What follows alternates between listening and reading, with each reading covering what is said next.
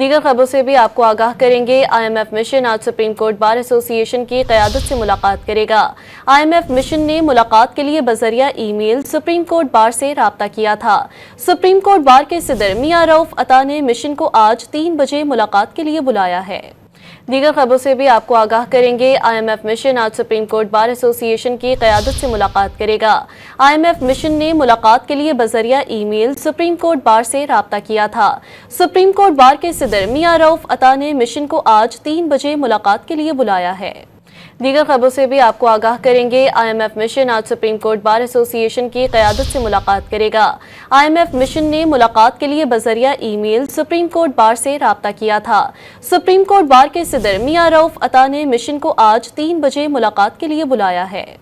दीगर खबरों से भी आपको आगाह करेंगे। IMF मिशन आज सुप्रीम कोर्ट बार एसोसिएशन की क़यादत से मुलाकात करेगा। IMF मिशन ने मुलाकात के लिए बजरिया ईमेल सुप्रीम कोर्ट बार से राब्ता किया था। सुप्रीम कोर्ट बार के सदर मियां रऊफ अता ने मिशन को आज 3 बजे मुलाकात के लिए बुलाया है।